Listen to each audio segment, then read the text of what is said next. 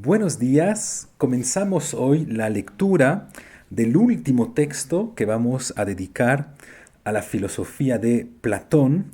¿Se acuerdan que de momento hemos recorrido la apología de Sócrates, el Critón, el Fedón, y ahora nos toca comenzar una lectura de El Banquete, que es a la vez uno de los textos más famosos de Platón, pero también uno de los textos en los cuales vamos a encontrar una de las problemáticas que de momento hemos señalado en varias oportunidades, pero que no hemos podido realmente tratar. Y notarán que de momento hemos hablado mucho del problema del conocimiento en la filosofía, cada vez que nos hemos preguntado, pues, cuál es el verdadero objeto del conocimiento de la filosofía, con todo lo que hemos dicho acerca de las formas, de lo estable, de las ideas o de las esencias. Y también hemos hablado mucho hasta ahora del carácter vivencial de la filosofía, con todo lo que hemos dicho acerca de la separación del cuerpo y del alma, con el problema del por qué no se tenía que temer a la muerte, con el problema del vivir bien, etcétera, etcétera. Y por decirlo en pocas palabras, pues hasta ahora hemos hablado sobre todo de la sabiduría o del problema de la filosofía en tanto que se vincula con el concepto de sabiduría, con el concepto de sofía, tanto de su lado teórico como de su lado práctico. Pero se acuerdan que en la introducción a estos videos había dicho que la filosofía no es solo la sabiduría, sino que la filosofía es más bien el amor a la sabiduría. Y que de hecho el filósofo no es el sabio, nadie piensa que los filósofos son sabios, sino que el filósofo era el amante a la sabiduría. Por lo que, de manera necesaria, el filósofo siempre es un amante, razón por la cual todas las grandes filosofías en algún momento nos van a llegar a presentar cierta teoría del amor. Y es justamente lo que nos falta ahora por determinar, pues debemos, a través de una lectura del banquete, determinar lo que es realmente un amante, o como mínimo, lo que se entiende por amante cuando hablamos del filósofo, filósofos, en tanto que amante a la sabiduría. Y es justamente en el banquete, pues donde Platón trata explícitamente del tema amoroso. O sea, es en el banquete que vamos a poder aclarar este tema del amor o como mínimo, porque no creo que podamos aclarar de manera definitiva el tema amoroso, pero como mínimo podremos avanzar un poco sobre este tema de la relación entre amor y filosofía. Y esta dificultad de la articulación entre amor y filosofía, pues es algo absolutamente esencial porque lo vamos a encontrar aquí mismo en el banquete, pero también lo vamos a encontrar a lo largo de toda la historia de la filosofía, por ejemplo, cuando vamos a tener que pensar qué le va a suceder a la filosofía cuando surja de repente el problema de la revelación cristiana. Pues bien podemos intuir ya que el problema de la revelación cristiana pues es justamente una especie de redefinición del amor, lo que va a tener un impacto directo sobre una redefinición de la filosofía. Si el filósofo se determina como amante a la sabiduría, pues cada vez en la historia que se va a modificar ligeramente o que se va a tocar ligeramente lo que significa amar, pues también de manera indirecta estaremos impactando sobre el concepto de filosofía y estaremos modificando ligeramente lo que significa hacer realmente filosofía. Entonces eso es lo que realmente vamos a ir a buscar en el banquete de Platón. El problema del amor, no porque seamos particularmente románticos o particularmente sentimentales, pero simplemente porque el amor es uno de los determinantes más importantes de la filosofía. Comencemos entonces una presentación general del banquete de Platón. Tal como lo dice el mismo título del diálogo, pues el banquete relata la historia de una cena, en griego symposion, en la cual se reunieron algunos personajes muy importantes de la ciudad de Atenas, entre los cuales pues, Sócrates, Fedro, Aristófanes, justo el día después de que Agatón, un autor famosísimo de tragedias griegas, pues haya ganado el concurso de tragedias de las fiestas leneanas. Esas famosas fiestas dedicadas al dios Dionisio que solían suceder entre los meses de enero y de febrero, en este caso preciso, entre los meses de enero y febrero del año 416 a.C. Y justo la víspera de este banquete que nos relata Platón, pues se le había entregado a Agatón el premio y muchos de sus amigos se habían reunidos con él para celebrar esta premiación. Pues el día después de la premiación se reúnen nuevamente en su casa, pero esta vez un número muy restringido de personas, un número mucho más limitado de amigos, con el fin de poder seguir celebrando la premiación de Agatón. Y les cuento este punto porque nos va a permitir un poco contextualizar el texto y entender varias cosas que suceden a lo largo de sus diferentes momentos. Y verán que la historia general del banquete es que durante esta cena, uno de los invitados va a lanzar la idea según la cual deberían aprovechar esta oportunidad, es decir, después de haber hecho una fiesta inmensa la noche anterior, pues deberían ahora aprovechar que todos se encuentran nuevamente juntos para hacer cada uno un elogio del dios Eros, un elogio oral, es algo que se hacía mucho en Grecia, es decir, que un discurso oral que presenta la forma de un elogio del dios Eros. Pues lo que va a permitir que cada uno pueda presentar su propia concepción del amor y que la pueda confrontar con las diferentes concepciones que van a presentar los otros invitados. Y sin embargo, obviamente, como es un banquete en el cual hay muchas personas, pues no todos realmente van a poder participar. En realidad, entre los múltiples invitados, pues 6 van a presentar un elogio de Eros, Fedro, Pausanias, Erixímaco, Aristófanes, Agatón y obviamente Sócrates. Y una séptima persona, Alcibíades, va a hacer una especie de irrupción un poquito violenta en este banquete.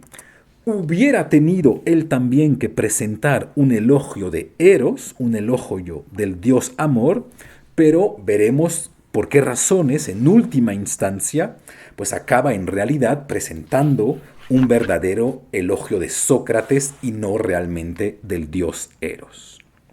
Entonces, esta es un poquito la trama del banquete. Se reúnen personas y van a aprovechar esta oportunidad para que cada uno pueda presentar un elogio del dios Eros, que va a ser también una manera para cada uno de hacerse la pregunta, ¿qué es el amor o qué significa realmente amar?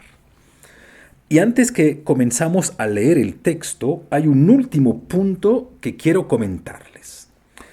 Notarán a medida que vayamos avanzando en el texto que en el banquete asisten únicamente varones, lo que podría sorprender a la hora de hablar de amor. Uno, de manera legítima, podría preguntarse, pues, ¿qué pasó con las mujeres cuando se trata del amor? ¿Acaso las mujeres no tienen nada que decirnos acerca del campo amoroso? ¿O acaso las mujeres no participan de manera directa del campo amoroso? Pues Una vez más, antes de que vayamos a lanzar acusaciones anacrónicas y, por decirlo tal como lo pienso, ridículas de machismo hacia la filosofía griega, mejor intentemos pensar realmente lo que sucede en el texto e intentemos mejor darle un sentido filosófico a este hecho de lo que podría ser la ausencia de las mujeres en el banquete de Platón.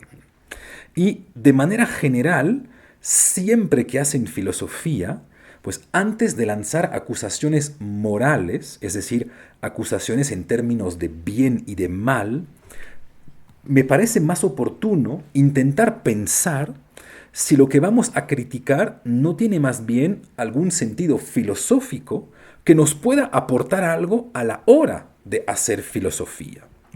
Siempre intentemos guiarnos por el viejo precepto que nos dejó en pleno siglo XVII Spinoza como una especie de lema de su filosofía, pero que tal vez deba ser el lema de la filosofía: no reír, tampoco llorar, sino entender.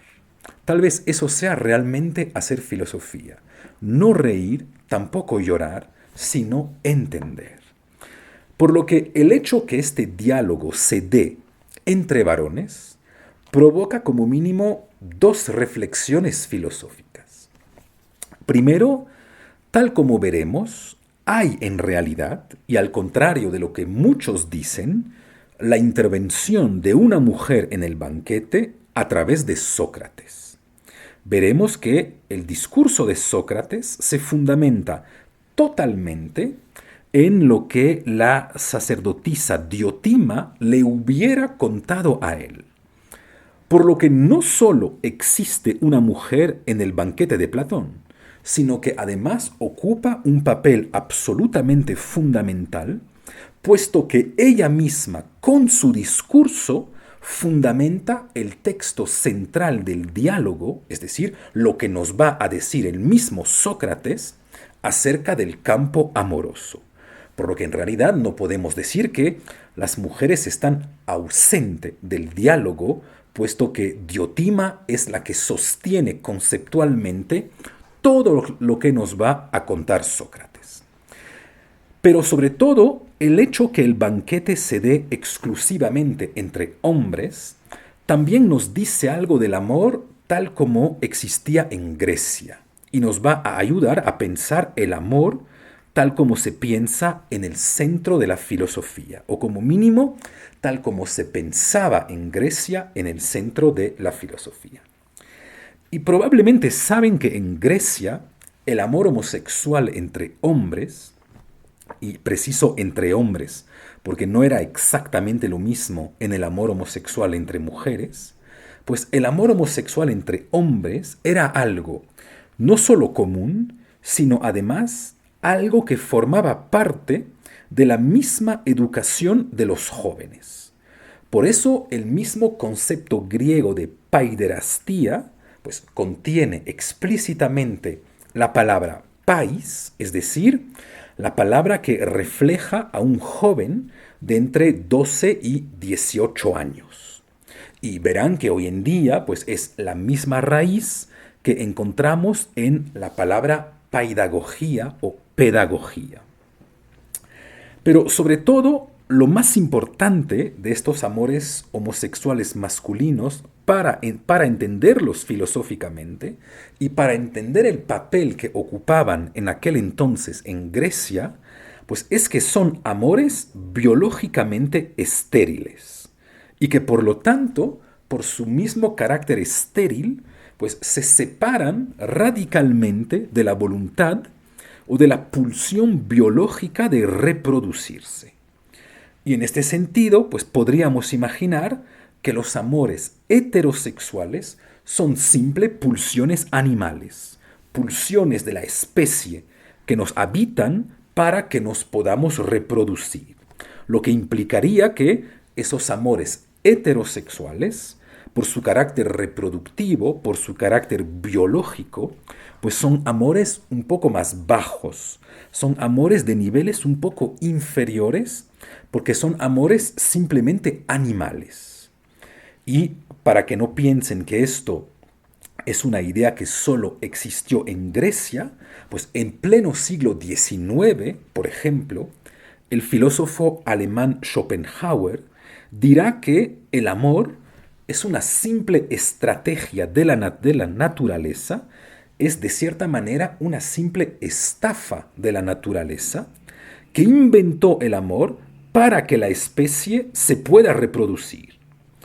Todos pensamos amarnos cuando en realidad en el amor obedecemos a simples pulsiones biológicas básicas que nos superan para que la especie se pueda reproducir y para que la aventura humana pueda seguir. Pues entendemos que, al contrario, un amor que es por definición estéril, pues pueda ser percibido como algo más alto, porque de cierta manera es algo más puro. Más puro en este sentido que en los amores homosexuales masculinos en Grecia, ya que no se trata simplemente de responder a intereses biológicos, pues pueden entrar en juego de repente intereses más altos.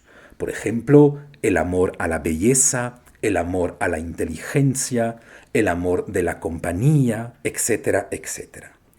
Entonces ven que en este caso la homosexualidad masculina está teorizada a través de conceptos filosóficos, por lo que el hecho que el banquete solo reúna a varones, pues es algo que se explicará poco a poco a medida que vayamos avanzando en el texto de manera conceptual, sin tener que pasar por los anacronismos del machismo o por lo ridículo de la cultura de la cancelación. Vayamos entonces al texto que, por razones de explicaciones, separé primero en una introducción y después entre los 7 diálogos que animan al banquete. Comencemos entonces por una introducción general, por lo que sucede entre las páginas 172a y 178a. Y el texto comienza con un encuentro casual entre Apolodoro y un tal Glaucón, que le dice que quería verlo desde hace tiempo para que le relate una famosa fiesta que se dio hace años en la casa de Agatón con motivo justamente de su victoria en un concurso de tragedias. Y escuchó hablar de este encuentro por la boca de un tal Fénix, que no pudo relatarle la totalidad de lo que se comentó en esta fiesta, ya que él mismo no pudo asistir al encuentro. Y Glaucón pensaba que Apolodoro había asistido personalmente al banquete, pero éste le señala que, puesto que se dio hace años, pues él era todavía muy joven como para poder haber asistido al encuentro, lo que nos permite de hecho ubicarlo un poquito en el tiempo. Cito la página 173a. Cuando éramos todavía niños, le dije yo, y Agatón triunfó con su primera tragedia al día siguiente de cuando él y los quereutas celebraron el sacrificio por su victoria. ¿De dónde entonces Apolodoro sabe lo que sucedió en aquel entonces, puesto que él mismo no pudo acceder a esta fiesta? Pues en realidad de la misma persona que se lo contó a Fénix y que ella sí asistió personalmente al banquete, un tal Aristodemo, quien es un seguidor de Sócrates y, según se dice, además uno de sus mejores amantes. Y más aún, después, Apolodoro pudo hablar directamente con Sócrates, quien le confirmó la exactitud de lo que le contó Aristodemo. Por lo que podemos pensar que la historia que vamos a leer viene en gran parte de la misma boca de Sócrates, o que como mínimo fue validada por Sócrates. Así, Apolodoro va a ser el verdadero narrador del diálogo que vamos a leer. Comencemos entonces el texto. En aquel entonces, algún día, Aristodemo encontró a Sócrates por la calle y le preguntó a dónde iba. A lo cual Sócrates contestó que iba a la fiesta organizada por Agatón. No quiso ir a los sacrificios el día anterior porque había demasiada gente, pero como la fiesta de hoy es restringida, pues parece que Sócrates aceptó la invitación. Pero Sócrates, además, invitó a Aristodemo a acompañarle a la fiesta. En un primer momento, dice el texto, este dudó, ya que implicaría que Sócrates pueda justificar a Agatón por qué razón lo invitó, pero finalmente aceptó. Entonces, este es un poco el panorama de lo que sucede en la introducción antes que entremos realmente a la casa de Agatón, donde se da esta famosa cena. Apenas Aristodemo llega a la casa de Agatón, que éste mismo le pregunta en dónde está Sócrates. Y este señala que Sócrates se detuvo a meditar. Ven una vez más el carácter místico y casi oriental de Sócrates. Se detuvo a meditar. Guarden bien este punto en la mente, más aún cuando se señala que Sócrates siempre lo hace. Cito la página 175b. A veces se apana y se queda plantado donde quiera que se encuentre. Esto será importante cuando Sócrates hable y señale la importancia de la inspiración para el filósofo. La inspiración, que como bien saben, pues es una comunicación directa con los dioses, es una comunicación casi mística con los dioses. Ven que ahí una vez más estamos muy lejos del Platón racionalista, del uso exclusivo de la razón en filosofía. No, para nada. Sócrates se detuvo a meditar. Eso es lo que hace Sócrates. Por fin, después de algún momento, llega Sócrates a la casa de Agatón. Y Agatón le pide inmediatamente que venga a acostarse a su lado para poder nutrirse de sus conocimientos. Y al final de la cena, pues todos señalan que debido a la fiesta que han tenido el día anterior para la misma premiación de Agatón, no van a poder tomar mucho esta noche. No van a poder hundirse otra vez en el alcohol, ya que lo hicieron ayer, razón por la cual deciden dedicar el espacio de diálogo después de haber comido a otra cosa. Normalmente, en los banquetes, después de haber comido, se solía tomar, y se solía tomar mucho. Pero en este caso, dado que ya se ha tomado mucho la noche anterior, pues los participantes al banquete deciden ir por otro camino. Y es justo ahí donde surge un personaje llamado Erixímaco, proponiendo que, dado que no van a tomar, tal vez puedan simplemente dialogar. Y además, este Erixímaco tiene una idea bien clara acerca del tipo de diálogos que deberían tener. Hace tiempo, Fedro le había señalado que, de manera sorprendente, nadie jamás había hecho el elogio de Eros. Los poetas hicieron elogios de casi todos los dioses griegos, pero de Eros nadie. Pues, ¿cómo puede ser eso? Pues hay que reparar esta injusticia. 177a. No es extraño, Erixímaco, que mientras algunos otros dioses tienen himnos y peanes compuestos por los poetas, a Eros, en cambio, que es un dios tan antiguo y tan importante, ni siquiera uno solo de tantos poetas que han existido le haya compuesto jamás encomio alguno. Pues todos están de acuerdo y obviamente, dado que es Fedro quien tanto se quejaba de esta falta de elogio al dios Eros, pues necesariamente es él que va a comenzar con el primer elogio. Y aprovecho para señalarles que el elogio es en realidad un tipo de discurso muy preciso en Grecia. es un tipo de discurso que responde a reglas muy estrictas. Después de Platón, pues Aristóteles, en su Retórica 1367b, pues precisará la regla de lo que es un elogio. Primero, se debe comenzar por definir a la naturaleza del ser que estamos elogiando, antes de señalar todo lo bueno que produce y todos los beneficios que surgen de esta naturaleza. Entonces, si ven el interés del elogio en este caso, primero vamos a tener que definir lo que el amor es para decir después cuáles son los beneficios que podemos esperar de él.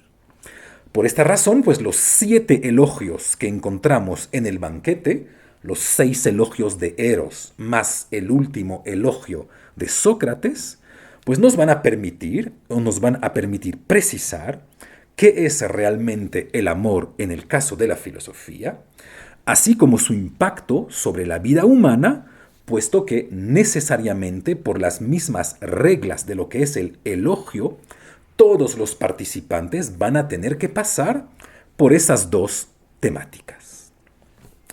Comencemos entonces por el elogio de Eros, tal como lo presenta Fedro, páginas 178a, 180c. Según Fedro, Eros merece ser alabado primero por su origen, puesto que, tal como señala Hesíodo en la Teogonía, Eros es un dios primero, es decir que no es el fruto de la procreación entre 2 otros dioses, y en realidad bien podemos entender por qué Eros no puede surgir de la procreación entre 2 dioses. Simplemente porque no puede haber procreación antes que exista Eros, por lo que este último no tiene ni padre ni madre. Si Eros es la condición de toda procreación, porque si Eros es la condición para que 2 seres se puedan unir, pues obviamente Eros debe ser eterno y no puede ser hijo de nadie. Tal como explica el mismo Hesíodo, en el comienzo, además de Caos y de Gea, pues Eros es un dios que siempre estuvo ahí. Cito Hesíodo Teogonía 115-125. En primer lugar existió el caos. Después Gea, la de amplio pecho, sede siempre segura de todos los inmortales que habitan la nevada cumbre del Olimpo. Por último, Eros. Pero más aún que su origen, es por lo que produce Eros que debe ser alabado, señala Fedro. Y efectivamente, pues Eros es lo que une a los seres humanos dentro de relaciones buenas. Cito el banquete 178 C y D. Lo que en efecto debe guiar durante toda su vida a los hombres que tengan la intención de vivir noblemente, esto ni el parentesco, ni los honores, ni la riqueza, ni ninguna otra cosa son capaces de infundirlo tan bien como el amor. El amor permite entonces pensar lo que es una relación sana. Y de hecho, entendemos lo que dice Fedro. Hay relaciones familiares tóxicas, hay relaciones nefastas con el dinero o con los otros miembros de cualquier comunidad humana. Pero en realidad, cualquier relación en la cual haya amor es, según Fedro, una relación buena. Y ven que ahí surge algo interesante, porque en este caso no es que Fedro no sepa que existen relaciones humanas extremadamente complicadas, incluso entre seres muy cercanos. Pero simplemente es que en este caso Fedro no pensaría que las relaciones amorosas tóxicas son realmente relaciones amorosas. Y diría más bien que una relación amorosa tóxica no es amorosa, es una relación de dependencia emocional, de dependencia financiera, etcétera, etcétera, pero que en ningún caso sería una relación amorosa. Pero una vez que hemos establecido, o una vez que Fedro estableció que Eros produce relaciones humanas buenas, ¿por qué razón Eros produce estas relaciones buenas? Pues porque quien ama está naturalmente orientado hacia lo bello. Y en Grecia, lo bello es también lo bueno. Por lo que el amor es inmediatamente una relación ética. Y bien podemos entender este punto. Primero, con todo lo que hemos dicho acerca del cosmos, entendemos que lo bello sea bueno y que haya un vínculo muy fuerte entre ambos. Si algo respeta las reglas del cosmos, es bello y por lo tanto es también necesariamente bueno. Piensen aquí un poquito para tener una idea de lo que estamos comentando, pues en un salvavidas que saca a un niño del agua en la playa. Es bueno y a la vez es bello. O piensen en algún héroe que salve a un niño de las llamas.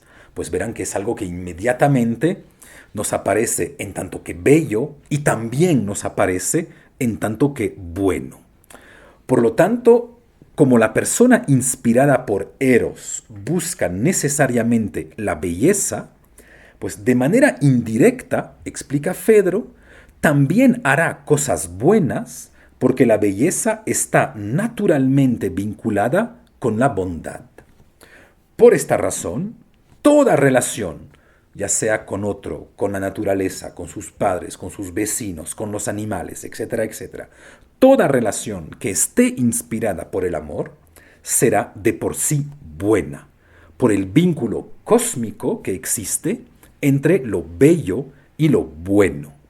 Cito 178e. Si hubiera alguna posibilidad de que exista una ciudad o un ejército de amantes y amados, no hay mejor modo de que administren su propia patria que absteniéndose de todo lo feo y emulándose unos a otros. Aprovecho aquí para señalarles un punto que no está en Platón. No es tan falso, probablemente, que exista un vínculo muy importante entre la belleza y la bondad. Miren, por ejemplo, cómo cuando uno vive en un lugar bello, pues normalmente tiende menos a ensuciarlo, tiende menos a botar papeles al suelo, es decir, tiende a ser más ético. Y de la misma manera, verán cómo la inmensa mayoría de personas que cometen actos no éticos, en última instancia también son personas no sensibles a la estética, personas no sensibles a lo bello. Pero incluso en las acciones más importantes existe un vínculo entre el amor, la belleza y la estética. Cito 179b. A morir por otros están decididos únicamente los amantes, no solo los hombres, sino también las mujeres. ¿Ya? Si ven que el amor en última instancia es lo que me va a permitir sacrificarme por alguien. Y esto es bello y a la vez es bueno. Además, señala Fedro, puesto que Eros lleva a la virtud por el intermedio de esta búsqueda de lo bello y de lo bueno, pues está de hecho constantemente recompensado por los dioses que siempre celebran a los amantes, aún más que a los amados, dado que es el amante quien está realmente inspirado por un dios. Ven ahí una otra razón para elogiar a Eros o para elogiar a la persona que ama, pues es que de cierta manera quien ama siempre está un poco en comunicación con los dioses. Siempre existe algo de un poco divino en él. Vemos entonces que el elogio de Eros que presenta Fedro se basa en 3 puntos. 1. Eros es uno de los dioses más antiguos porque es el dios de la creación y también el dios de la procreación. Segundo, Eros es un dios que produce virtud en quien se deja inspirar por él, porque la búsqueda de lo bello lleva también necesariamente a la búsqueda de lo bueno. Y finalmente, Eros es además un dios que permite ser alabado y recompensado por los otros dioses, es decir, que es un dios que permite, de cierta manera, que uno sea cuidado por los otros dioses. Es ahí donde interviene ahora el elogio de Eros que va a hacer Pausanias entre 180c y 185e. Es ahora el turno de Pausanias y comienza señalando que Fedro planteó el problema de una manera que no es realmente la manera adecuada.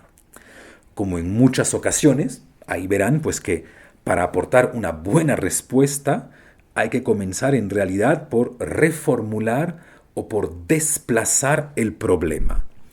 No es que Fedro no haya aportado una respuesta buena, simplemente es que Fedro no planteó bien el problema porque no señaló que existen en realidad dos figuras de Eros que se deben distinguir de manera muy clara. No hay un Eros del cual se podría hablar de manera unívoca. Existen en realidad dos Eros, señala Pausanias. Por un lado, hay un Eros vulgar. Por otro lado, un Eros celestial. Ven ahí que en este diálogo entre Fedro y Pausanias se abre una pregunta que iluminará tanto a la historia de la filosofía como a la historia de la teología, que consiste en saber si existen varios amores o si en última instancia el amor es uno.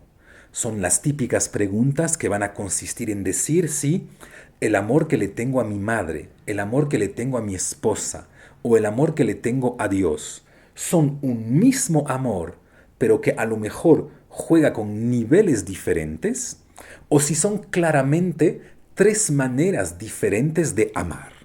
Si ven que en el amor existen variaciones cuantitativas, pero en última instancia es el mismo afecto, o al contrario, en el amor existen variaciones cualitativas que nos permiten pensar diferentes formas de amar. Es la vieja pregunta filosófica y teológica entre la univocidad o la plurivocidad del amor.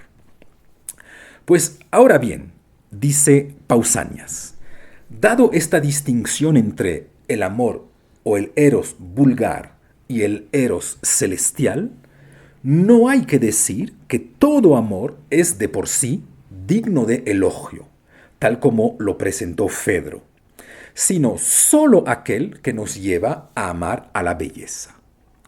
Bien es cierto que el amor a lo bello nos lleva a cometer acciones bellas y por lo tanto de manera indirecta a acciones éticas, lo que seguramente acepta Pausanias es digno de elogio, pero también entendemos que, por ejemplo, quien ama al alcohol, quien ama a la cocaína, pues va a cometer acciones feas que no serán para nada acciones éticas.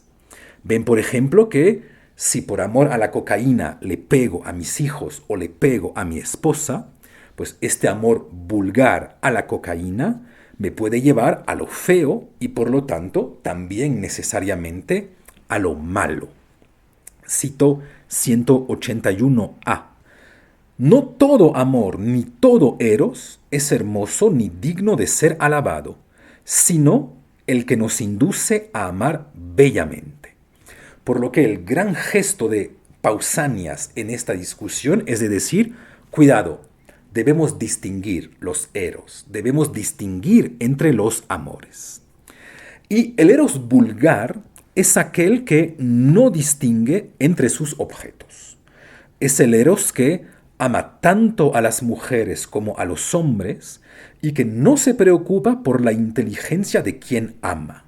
Más bien, prefiere que la persona amada no sea una persona inteligente. No voy aquí a establecer ningún vínculo con lo contemporáneo, pero me imagino que todos pensamos en los mismos seres o todos en las mismas estrellas que, por muy guapas que sean, son tremendamente brutas.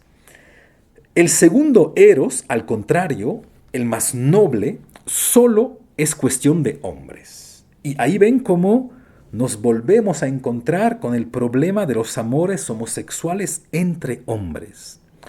Este amor no se da como el primero al azar de los encuentros. Está organizado según reglas precisas en cada ciudad. Por lo que la estabilidad del amor, así como la calidad del amor, depende aquí para Pausanias en gran parte del objeto al cual se ata.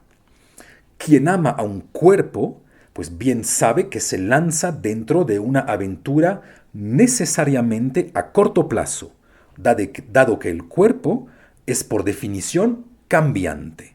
¿Se acuerdan? Lo sensible en Platón es el mundo del cambio. Quien ama a su esposa o a su esposo únicamente porque a los 25 años son bellos, pues, se condena a tener una inmensa sorpresa después de 30 años de matrimonio. Y podemos preguntarnos legítimamente, pues, ¿qué pasará con este amor el día que la belleza se vaya de estos cuerpos, como lastimosamente es necesariamente el caso?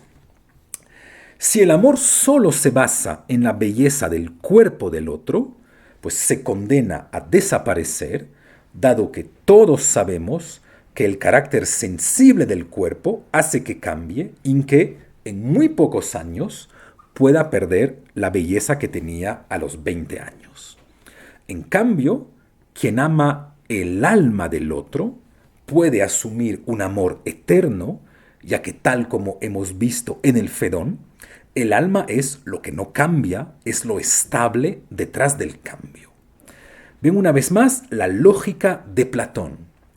Orientarse hacia lo que cambia, ya sea a través de las opiniones o del amor hacia los cuerpos, pues es necesariamente condenarse a un mundo fútil, al mundo de la finitud. Al contrario, quien se orienta al mundo de lo estable, ya sea a través del conocimiento de las formas o con el amor de las almas, se va a desplazar o se va a mover dentro del mundo de lo infinito y de lo eterno. Ven entonces que lo que va a determinar la frontera entre el eros vulgar y el eros celestial no es realmente el tipo de eros que yo proyecto sobre el mundo. Lo que va a determinar esta frontera es en última instancia los objetos a los cuales yo me voy a dirigir. Y esto es más cierto aún si pensamos que el alma del otro nos va a poder mejorar, es decir, si seleccionamos amar cierto tipo de alma. Bien es cierto que siempre nos podemos equivocar al escoger el alma que vamos a amar. Y puede pasar que el alma de nuestro amante sea mucho más oscura que lo que pensábamos en primera instancia. Me imagino que a todos nos ha pasado en algún momento. Pero como mínimo lo hemos amado en primera instancia porque pensábamos que nos iba a mejorar, porque pensábamos que era una persona que nos iba a poder jalar hacia arriba con él.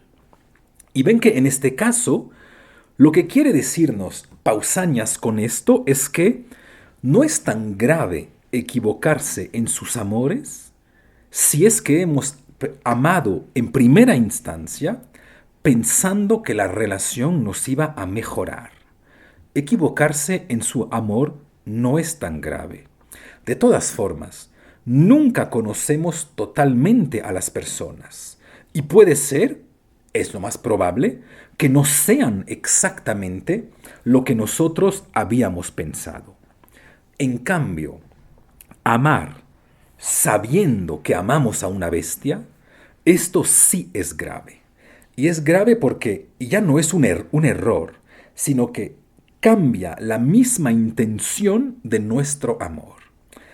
Amar a una bestia es ser uno mismo una bestia.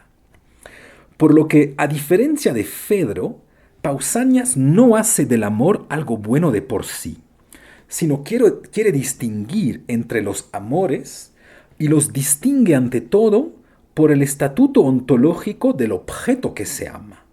Si amo a algo eterno, la eternidad del objeto contagiará el amor que se hará él mismo eterno. En cambio, si amo algo sensible y cambiante, mi amor será necesariamente breve y frágil. Leo 185b, porque obliga al amante y al amado igualmente a dedicar mucha atención a sí mismo con respeto a la virtud. Y lo interesante en este caso es que nos permite reflexionar sobre el problema de la univocidad o de la equivocidad del amor. Hay un solo amor, una sola forma de amar que cambia según el objeto al cual se aplica, tal como comentábamos. Por ejemplo, el amor hacia Dios es el mismo sentimiento que el amor hacia mi esposa, solo que es más intenso y tierno porque su objeto es eterno, o al contrario, hay amores diferentes que se pueden aplicar a diferentes objetos, tales como por ejemplo en Grecia, eros, filia, storge y ágape, que son 4 maneras diferentes de amar. Pues al distinguir el amor por sus objetos, Pausanias nos dice que, en última instancia, para él, amar es amar, y que es el objeto del amor que modifica la forma que vamos a tener de amar, pero que en última instancia el sentimiento del amor como tal es el mismo en todos los casos. Cuando Pausanias dice que hay 2 figuras de Eros, pues notarán que también nos dice que el amor siempre tiene que ver con Eros. Con esto cerramos esta sesión de hoy. Si ven cómo va a funcionar el juego de los diferentes elogios del amor. Cada vez alguien va a aportar alguna definición del amor, va a intentar defenderla y el siguiente interlocutor pues le hará algún tipo de objeción para modificar un poco la definición del amor hasta que podamos llegar en última instancia a lo que Sócrates va realmente a pensar de las relaciones amorosas, porque ahí sí él nos va a lanzar realmente en el amor tal como lo entendía Platón en su filosofía. Con esto entonces cerramos lo que teníamos que comentar acerca de esos 2 primeros elogios tal como aparecen en el banquete, y si ven que hay 2 puntos sobre los cuales hemos podido reflexionar. Primero, ¿cuál es el vínculo que puede existir entre amor, belleza y estética? Si amar es una tendencia hacia lo bello, también podemos imaginar que esto nos lleve a lo bueno. Y el segundo punto, ¿qué tanto vamos a tener que pensar una univocidad o una plurivocidad del amor?